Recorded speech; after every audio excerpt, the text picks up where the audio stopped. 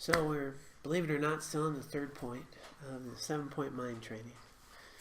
And as proven, I think we might still be there for a bit. Kali kali. Slowly, slowly. And it's a very poignant point that we're on now. Given the current situation in the country and the feelings that are arising, we have just completed the so this category of the third step is transforming adversity onto the path. It's really the core of mind training, is that challenges, difficulties, adversities are actually that opportunity of greatest potential to transform ourselves to a path of awakening. And the real gift of a mind training practice is that my current practice is how I'm engaging in my life. It's not I'm at a monastery somewhere, I'm spending 12 hours a day, or I'm in retreat, or that in this lifestyle that we have, this very turbulent and hustle and bustle, as my teachers got, hustle and bustle day, that's my practice. I can bring and transform daily life into a path of awakening, into an awakened mind. And so it's a hardcore practice, as we've gotten to. There's some foundational things that are critically important. And the piece to that is, with a good context, we can really brace ourselves to make our daily life a real meaningful opportunity to transform ourselves.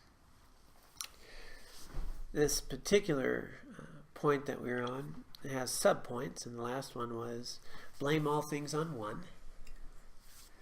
And so that one thing, the real source of mental and emotional suffering, the one thing, is my self-cherishing attitude.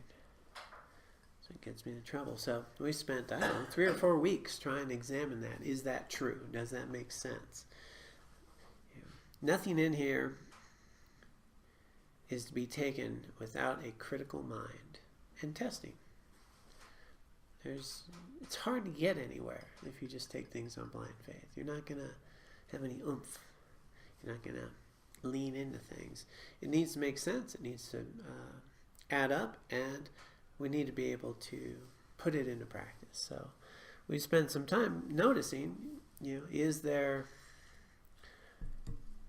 a time in my life with the mental and emotionally, mentally afflicted states that arise when it's not self-concerned in some way, the way I want it to be, the way I think it should be, the things I had planned, and in some way having my thoughts and views higher than others. So we've been exploring that idea and really starting to notice that these really do arise from really focusing on me and not we. And what a shift that is when it's we. A we-centered life, that this is what's happening right now, what's the healthiest thing to do for the most amount of people or other beings, whether it's animals or what's going on. If I were to live my life asking that question, given the situations arising, how can I be most helpful? Would that eliminate some suffering? As opposed to, with everything that's arising, how can it benefit me and my kids and the way I want to live and the job I get and where I park my car and the kind of car I want and how I think it should be? Because when you start to notice stress, worries, fears, anxieties, anxiety can only arise from self-cherishing, right? Because what would we be anxious about? John. And John's family and the way John wants it to be. And yet, it's a very pervasive delusion that if other things were different, I would not have these mental and emotional afflictions. And yet, mental and emotional afflictions reside where? In my consciousness. They don't reside out there. So it's a tricky business. Because it really looks like you're the cause of my anger. Or possibly a political figure, which will remain nameless, is the cause of my anger.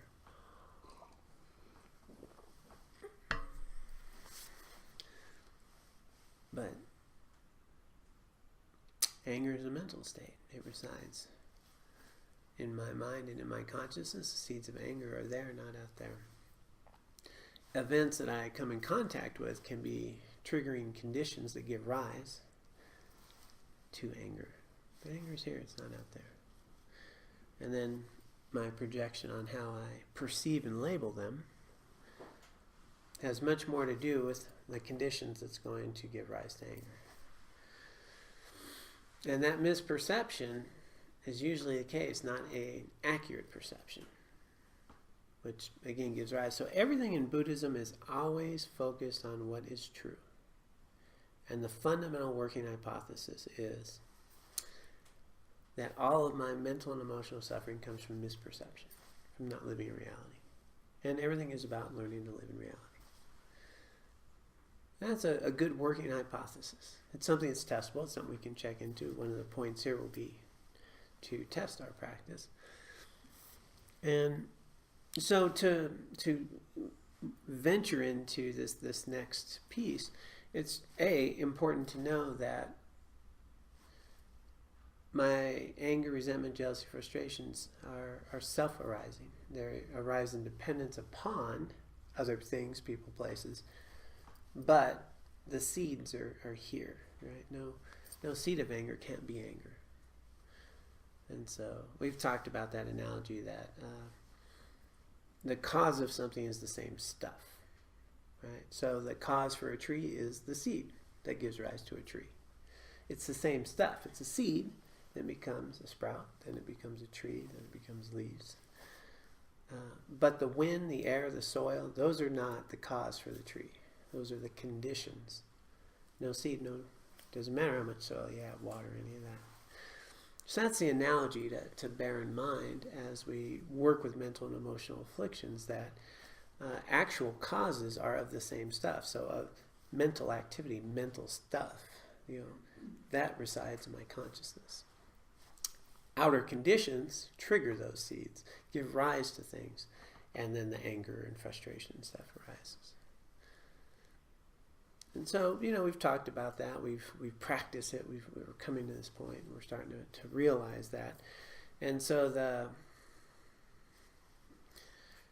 point of blaming all things on one is to know that the real cause of mental and emotional suffering arises within me, not out there.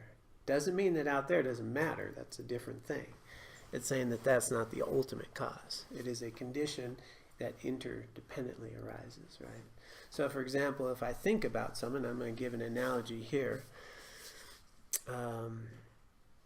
If we read about someone that killed somebody, right? Drunk driving.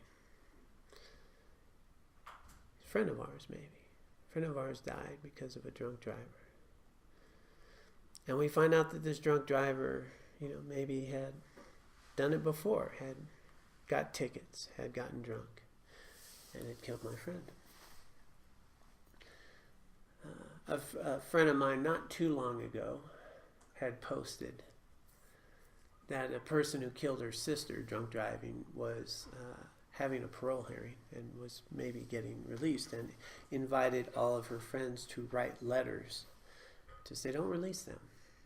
Does not deserve that. He took my daughter's life. And so you could see where that's we could easily sympathize with that. Go, yeah, why should that person be able to walk free? And then we ask ourselves, well, is that really what's beneficial? I mean, is this person who drove drunk a bad person?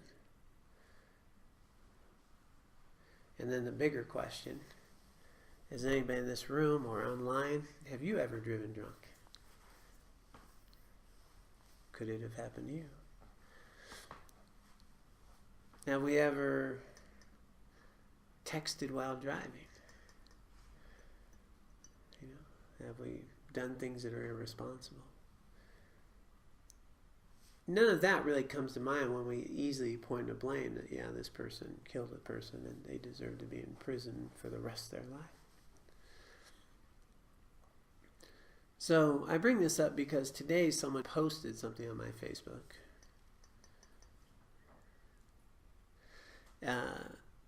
I had shared a story of a close personal friend of mine in my book that killed a whole family. So he killed a family of people drunk driving.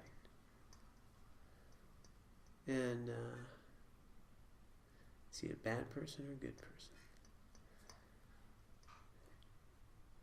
Is he someone we should lock away forever? I met him shortly after that. I met him. He was a young man. I was a young man. We were both young. We were young ones. And he had about a year of recovery. He had had damage done. And he doesn't even remember the thing that happened. He had been paralyzed, and so a long month they didn't know if he'd walk again or any of that. And he did. He came back, and he got sober. He went through treatment, and that's when I got to know him, and we became dear friends. And then he went to prison, and then he got out of prison, and we moved in together. And he rode a bicycle because he couldn't have a license. He rode a bicycle and he went to school. And he kept going to school. He has a couple of master's degrees. PhD now. And he spent somewhere between 15 and 20 years devoting his life to helping people and working in hospice care.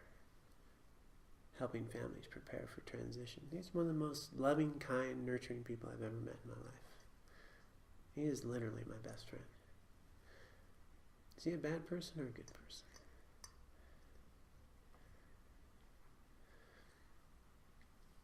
Is any one of us a bad person or a good person?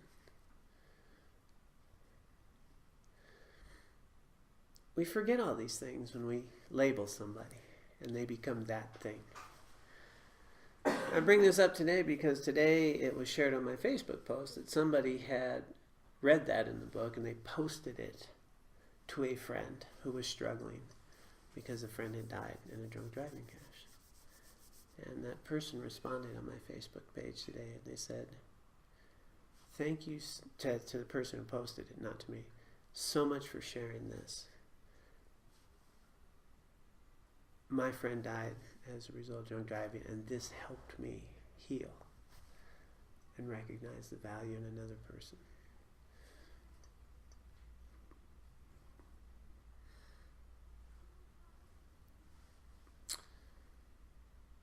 These are things that are just true. But we don't often dwell in truth. We just label people. They're a drunk driver. Is that what they are? Are they a single working mom? Raising 3 kids, working 2 jobs, that one night went out and, was trying to find some stress relief? Were they someone who's perpetually drunk? Were they what? Were they someone's mother, child, son, aunt, uncle, like ours? In what ways were they like me? Someone who's trying to find their way, do the best they can. And have they done things that were good? And have they let people down? Yeah. And who hasn't? Who hasn't? And who we are we not a compilation of whether I was raised by a nurturing environment or a challenging environment? Was I someone raised with insecurity and fear and a lack of self-worth because of how I grew up? Was I seeking some way to find some sense of self that's worthy and not worthy? And isn't everybody else a product of their environment, their culture, their upbringing, their fears, their insecurities that arise in relation to the experiences they've had, the opportunities or lack of opportunities they've had? Everyone we meet, just like me, has known sadness and despair. Everyone we meet, just like me, is trying to find some happiness, trying to avoid suffering. Everyone, just like me, are trying to get their needs met. They're trying to learn how to live. But when I'm the center of the universe, they're in my way. And they're not just like me. It's me and it's them. Or it's us and it's them. And these labels that we apply can never capture who someone is. Nor can any label capture me. You know? Not long ago, I was a customer in the Ace Hardware store, just like anybody else. You know? Sitting here as a Buddhist teacher at the moment. Things change, moment to moment.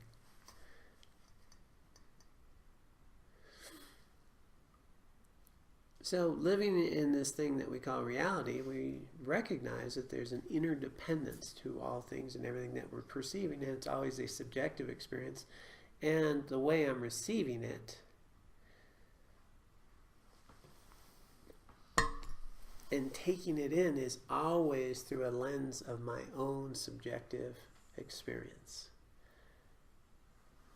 Of ego, of self, of what we would say in Buddhism, karma and klesha. And as I change, guess what changes? Everything else that I experience, because I experience it differently. So I told you a story where I could have gotten on a bandwagon about how drunk drivers shouldn't get out of prison.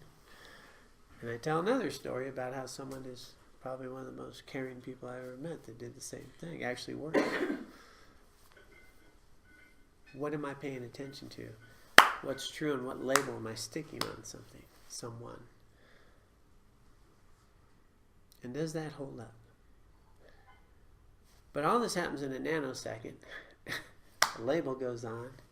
And as soon as we stick the label on, well, that's what they are. And now I react to that. And they don't change. I mean, how many people did something wrong to us some time ago? And every time we think about them, they're frozen in time, and they're that jerk that did this.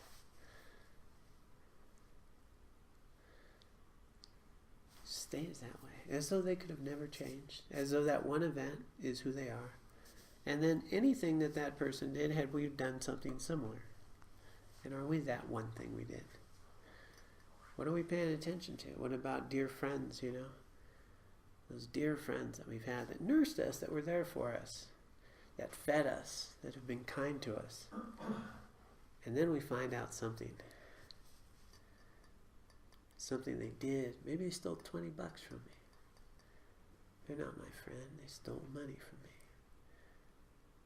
They're a thief. That's what they are. They're not the 100 nice things they did, or all the dinners they bought me, or all the things we did together. They're that jerk who stole $20 from me.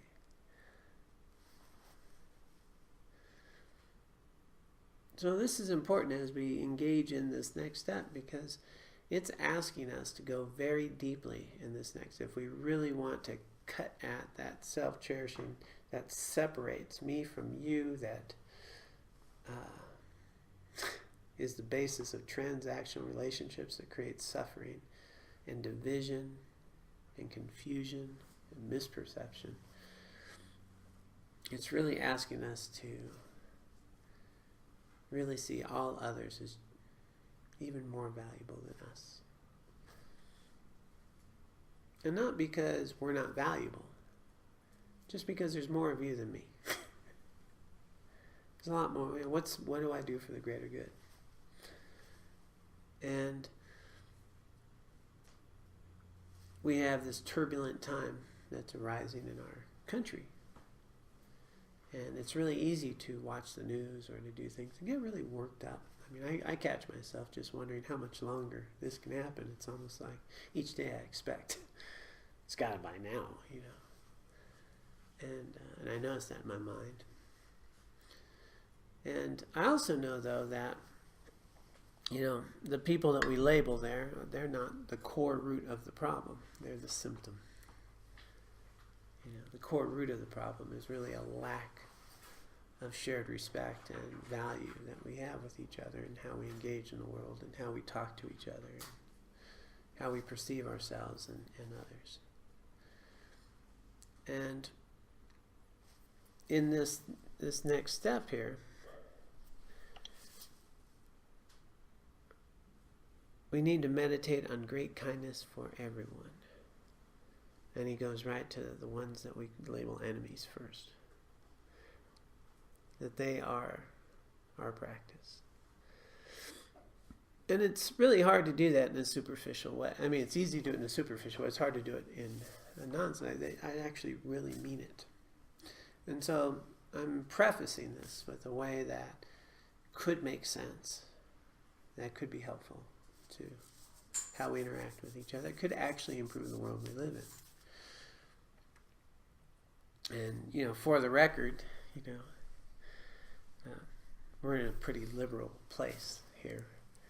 And so many people are a pretty liberal town. I travel and I teach, and I have friends that are very much conservative, very extremely conservative. And they have housed me and fed me and politically are on a very different perspective than I find myself on.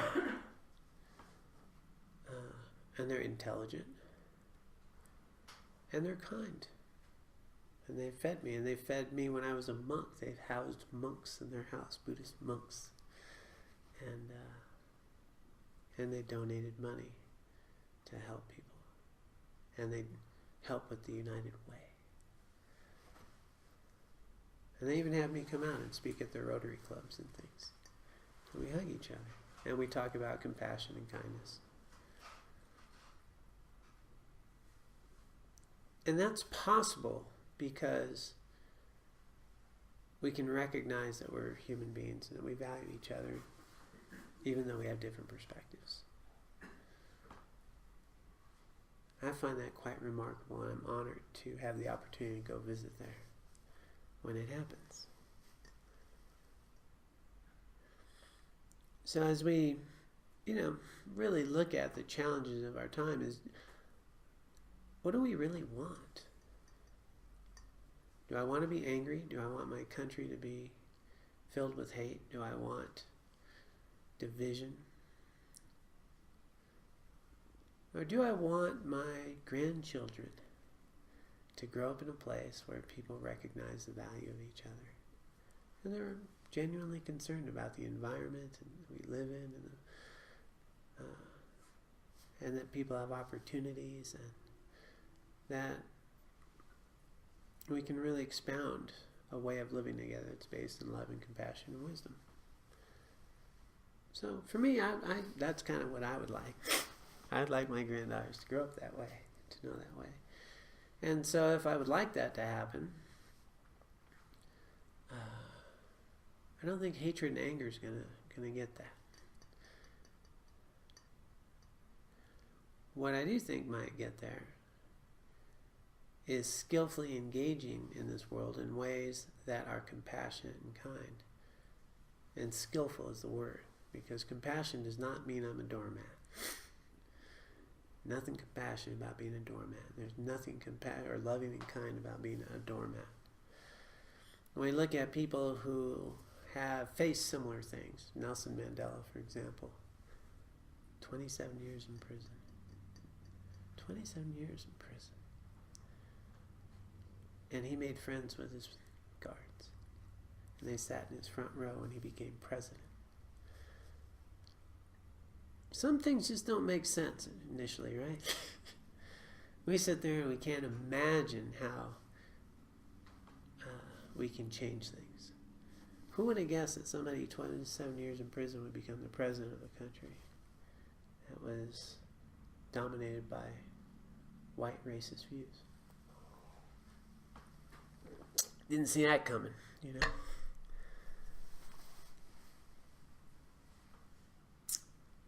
Things change. And if we look at just our current environment, it's easy to get caught up sometimes in those labels.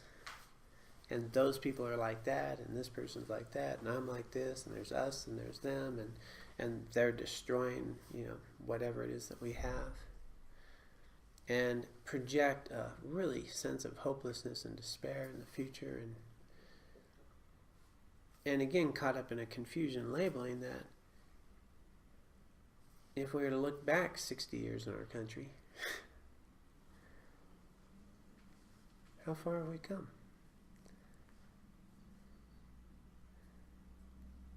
There were states 60 years ago in our country that you couldn't be married to someone outside of your own race.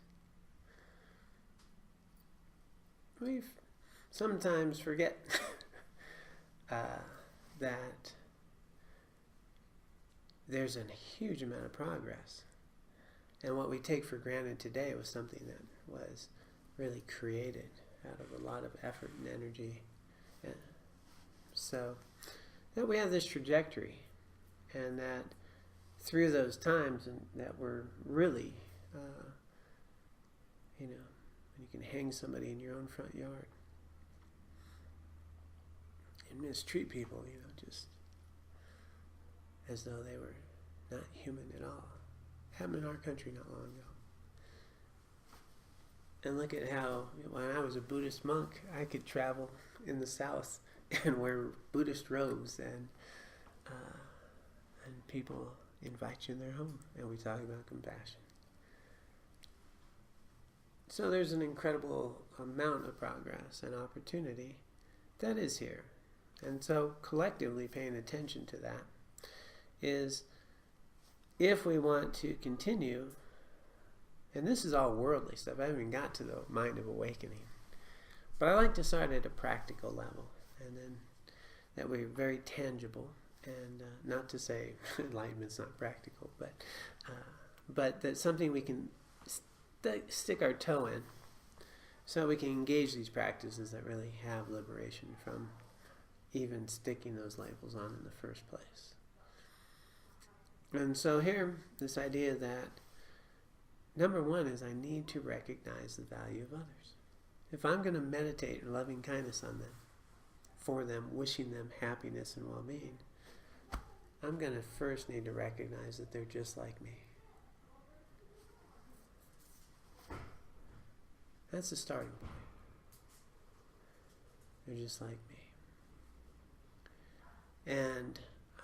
And what they're doing actually makes sense to them from their point of view, and the way that they are raised, and the environment that they're raised in, the conditioning they've had, and so forth, and all the things that have given rise. And if I can recognize the value in others, I can talk to them. And we can find common ground, and we can work on how to skillfully engage in this precious human life, and how we can have a mind of compassion, loving kindness. But it really starts with finding a way to see that value in others, and knowing that the things they do are not who they are. And it's much more effective to deal with the harmful things people are doing when we deal with the things that they're doing rather than the person they are.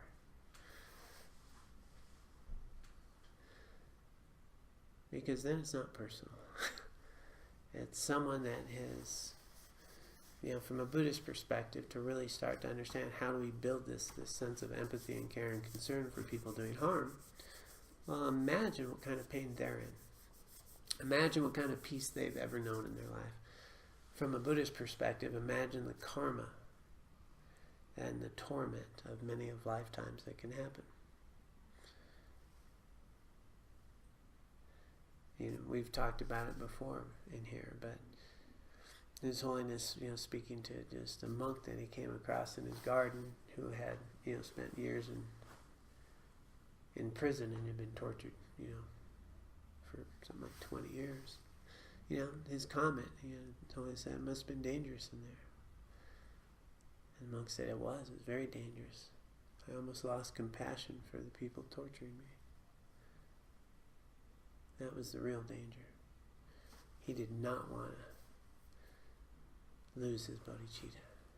He did not want to lose that. And when he recognized, imagined the torment and pain of someone who inflicts that kind of harm on a daily basis, What kind of, trajectory of lifetimes is that going to do? Let alone in this lifetime, how much joy and happiness do they ever experience? So that's a good starting point, that people tend to share what they have. People don't wake up and be angry, miserable jerks on purpose. They do things that are miserable and angry and jerk-like because of their own struggles and sufferings and their own torments. And so when we want to meditate for loving kindness from them, what we really want is for them to not suffer so much. And if they did not suffer so much, guess what they wouldn't be doing? Harming others. So it becomes a very productive way of wishing the best for others, because when others have their fundamental needs met, have worthiness and value, have contentment, self-worth, inner peace, they're no longer in competition with others, and they're not out trying to harm others and compete with others, and they're not looking to do things to build themselves up. So if you understand how it actually works, we can address the real problem. We can address the real problem. And wouldn't it be nice if people recognize their own inner value and worthiness? And so when we wish loving kindness on someone, that's what we're really wishing. What can we do to help people recognize that value so they stop feeling so angry, hurtful? Compassion, same way. I don't want people to suffer. If they suffered less, they wouldn't be out doing this. Now, this is not scientifically proven, but it's my own analysis. So I'll get out of this thing, but I like to say it. I've never actually met a human being that doesn't want to be a good human being. Just haven't. Now, I've met some people who have killed people. As some of you know, many of my friends have spent quite a bit of time in penitentiaries. And matter of fact, next month I'll be sitting with 40 men in recovery in New York that have done incredible harm. And not one of them, or anyone I've ever met, ever did not want to really be a good person deep down. I'll sit with these men, as we do every 6 months, 40 in September, about 75 to 100 in others. And one guy came to the retreat last year. He said, I always ask why you're here. Big old guy. He said, I'm here because I want to learn how to cry. He hadn't cried in years. He just want to learn how to cry. Now, that's not the label we stick on him. And by the way, he cried a lot before we were done. Nobody wants to be a terrible human being. And that's just a fundamental starting point that I find valuable. And again, not scientifically proven. There's 7 billion. I haven't run around and met everybody. But I have met quite a few people in almost 33 years now of this path. And I've never met anyone. And I mean, I worked with gang kids. I've worked in, all these things that fundamentally did not want some way to be a good person, to be able to look in the mirror and feel good about who they are. I mean, it's our journey, right? Isn't it the journey of everyone? Whether it's a counselor, when you're going to counseling or therapy or spiritual path or whatever somebody's doing, there's always a trajectory of trying to actually learn to be okay with who you are.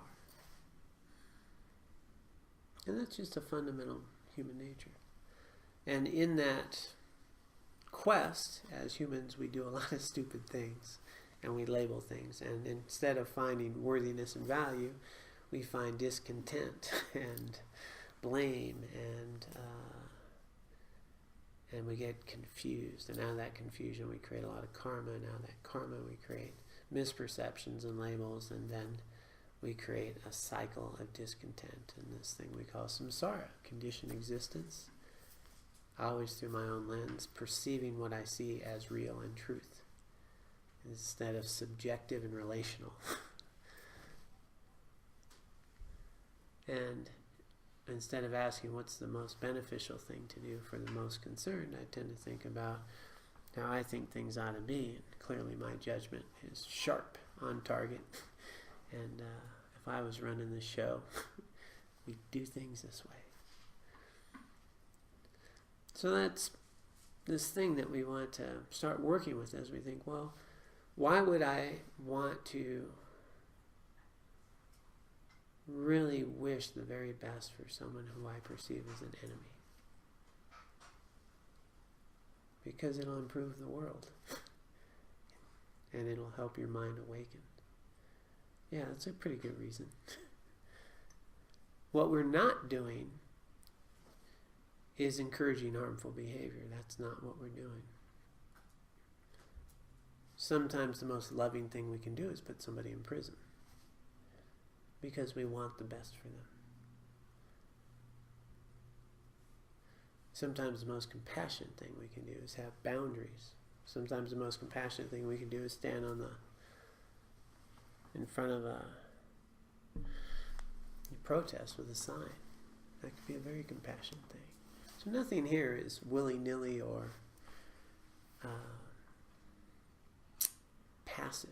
There's nothing passive about Nelson Mandela, Gandhi, Martin Luther King Jr., the Buddha, my teachers. Nothing passive about them at all.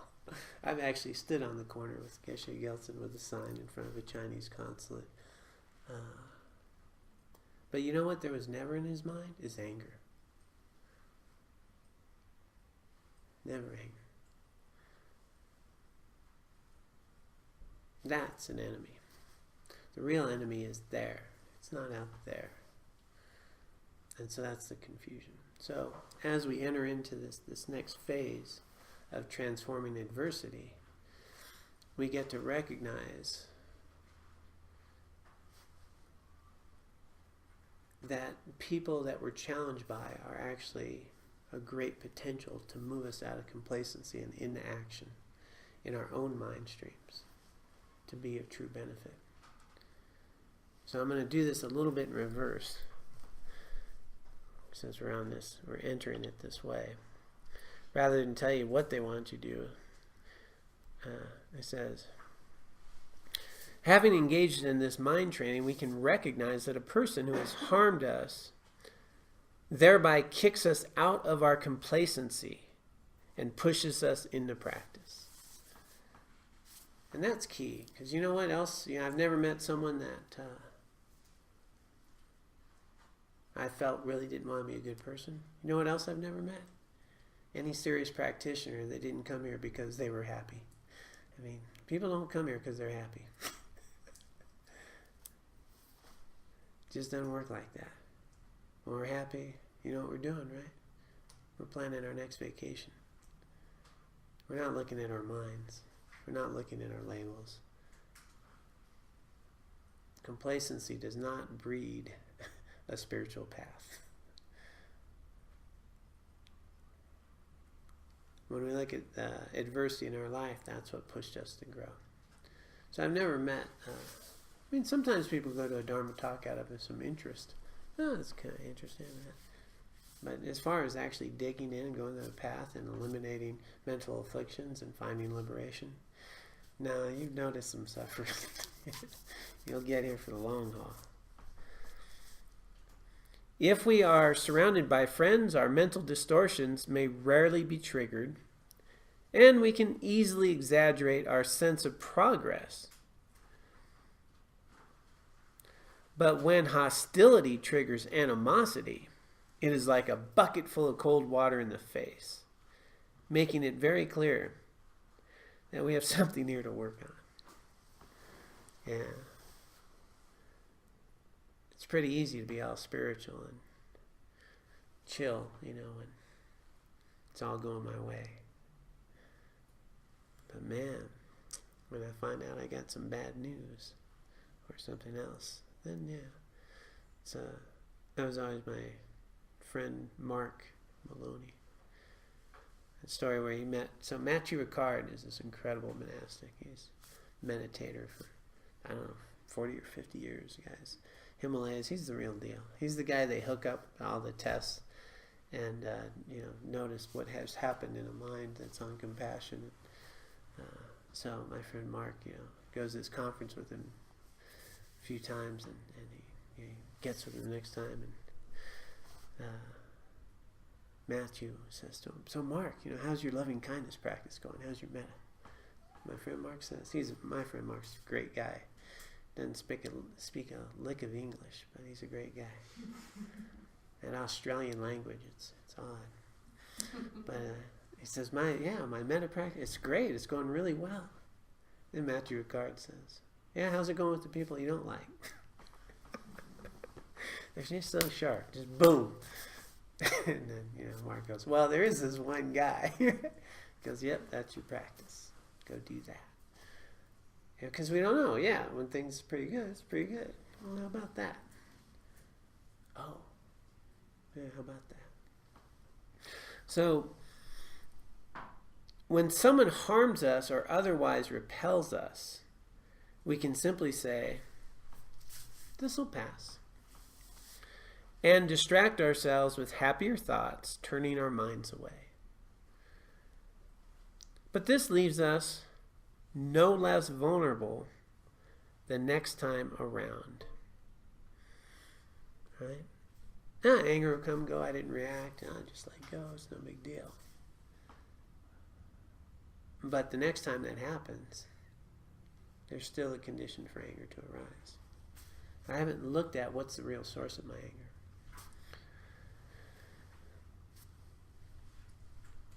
Suppose, for example, that Joe is a particularly arrogant person who rubs us the wrong way. We avoid having anything to do with him. So you just try to avoid him. Right? After a while, he changes jobs or moves away. And we have no more contact with him.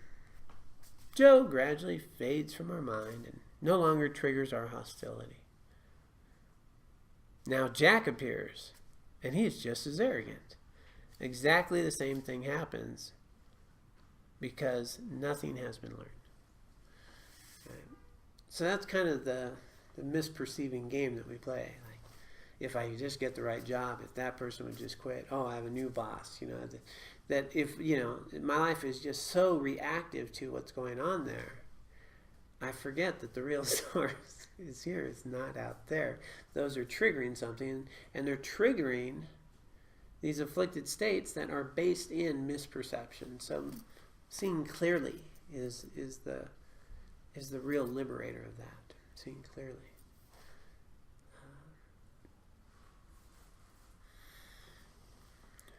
What Jack and Joe are doing is offering us an opportunity for self-knowledge, and at the same time providing an impetus for putting this training into practice. We can meditate authentically on the kindness of the very person who harms us and cultivate our awareness of this. So here you could see where transforming adversity into the past really makes sense, right? Joe and Jack are now my kind, beneficial teachers, allowing me access to the source of my mentally afflicted states. They're letting me know I've got stuff to work on. I'm misperceiving things. And now they become enemies, or do they become something else? The kindness of a service rendered or a gift, large or small, is a limited kindness. It may ease our suffering temporarily, but it does not render our minds less vulnerable to suffering. The greatest kindness another person can show us is to help transform our minds so that contentment arises more readily from the nature of the mind itself without a pleasant stimuli. Now, wouldn't that be cool? Resting in contentment, in peace. serenity, engaging in things in a state of equanimity that sees things more clearly and not so reactively. A Dharma teacher or spiritual friend can do that. So he's making a point. Somebody gives you a gift or makes you feel good, gives you flowers, chocolate. That's a good thing. Black liquor is not a bad thing. But it feels good. It's nice. But you're still susceptible to getting angry. Or even, wondering why you didn't bring any chocolate the next time. Or, those things don't last. Those conditional things don't last.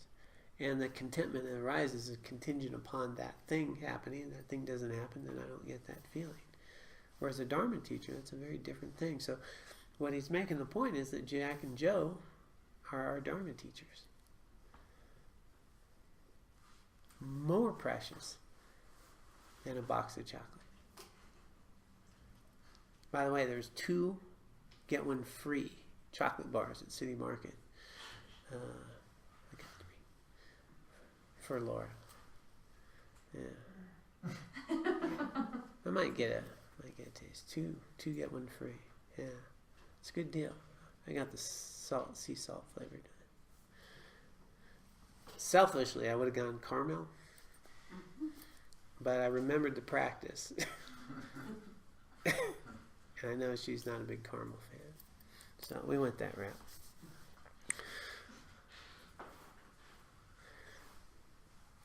I did start to think, well, 2 salt and 1 caramel. You know what I mean?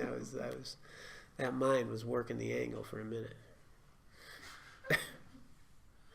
A Dharma teacher or spiritual friend can actually do this other thing, provide us to the nature of our mind and develop that sense of contentment. Our enemies can as well.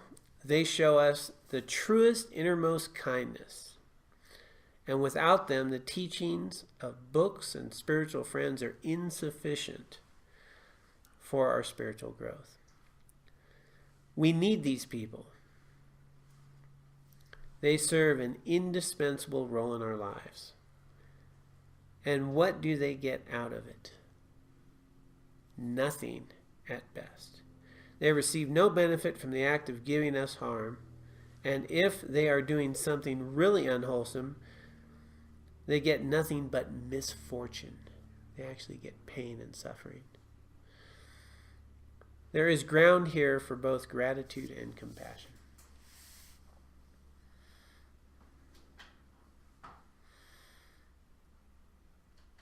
So that's the understanding with which to engage in this practice. The practice he's suggesting is Tong Lin for your enemies. Tong Lin is where you breathe in their suffering and pain into your heart and you give all your virtue and kindness to them. Which obviously would be very difficult to do without a greater context that we've been elaborating on. To recognize that they're actually showing us an incredible amount of benefit and they are more than likely going to be suffering for many lifetimes. So it gives gratitude and compassion. So that's the conditions from which apparently next week or the week after next week we'll do this practice of Tong Lin. Visualizing. We won't always go right to the worst person. It's nice sometimes. I was trained, to kind of work your way up to that. Setchupua, he's saying go right to the worst person. But I've also received teachings from His Holiness and my teacher where you start with somebody who kind of irritates you a little bit. That precious teacher at work or that you're engaged with, and then start there. But I do invite you this week to watch how we label people. Are we separating us from them? Are they different than us? Are they just like us, trying to find their way, confused, making mistakes, trying to find some happiness? And where is the skillful way to engage with them? And there are skillful ways to engage, usually. not everybody. But I've had the really good fortune of engaging with many such people on a very different view than I have. Yeah. One last story, then we'll do our prayers. I like this story. Might even be true.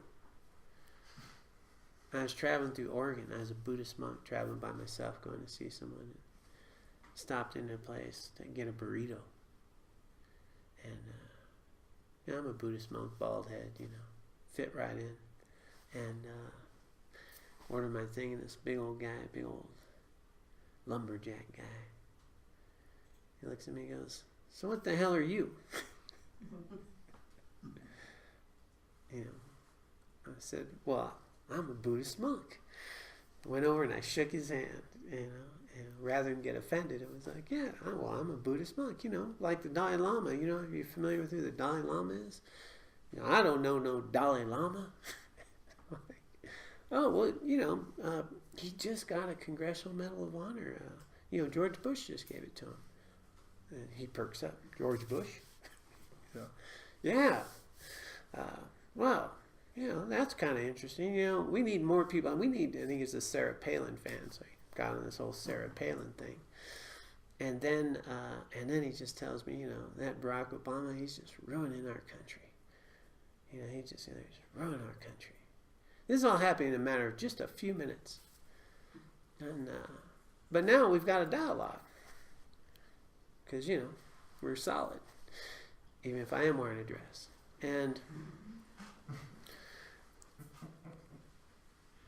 I asked him, I said, "Well, that's interesting. Do you think that, that was Barack Obama's plan, that he was going to grow up, make his way through to becoming president so he can actually destroy our country? I mean, do you think that's his plan? Or, is it possible that, from his point of view, he's actually trying to do something helpful, but maybe it's just not working out the way, you'd like?" Now, this guy I had not met more than 5 minutes, who was on polar opposites of this sort of way of thinking, I think initially, politically at least. You know what he said to me? He goes, "No, that makes sense. Makes kind of sense. He's probably just doing what he can." How does that happen? How did two of us from very different things, within 5 minutes, have a conversation that became rational and honored each other? And I'm going to suggest it came from treating him as someone who is valuable and worthy of my attention, and not being offended when he interacted with me in a way that some might be offended by, right? And it's not that I'm any great saint or anything. He was just a lot bigger than me. Figured that would be a good way to go, But that tactic has worked, in my own personal experience many times. That's why I get to go to very conservative areas and talk at Rotary clubs with a bunch of people with very different views than me. And they still give me breakfast afterward, which is pretty cool. So this week I just thought I really wanted to spend, because I was watching the news, I was watching my own arisings with it, and I thought, rather than just launch into bringing those difficult people to mind and wishing them well, we really want to understand why we're doing this and why it's necessary right now. It's very necessary right now. We are the environment. How we treat each other is the environment, and we can be an example of that environment skillfully. To our dedication, and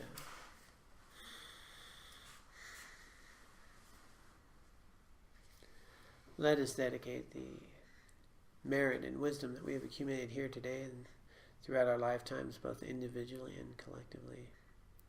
We dedicate it for the benefit of all sentient beings. May all sentient beings be free of suffering and find lasting happiness.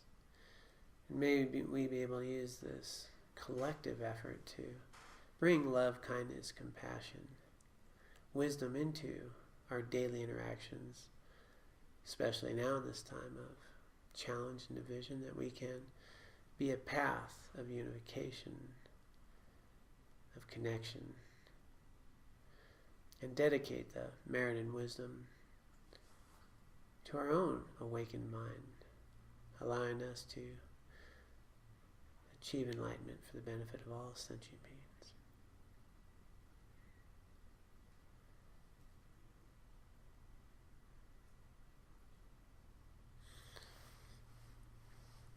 All right, thank you all for joining us today and for joining us online. Be well, as usual. Try to stay out of trouble. And I'll see you when I'm looking at you.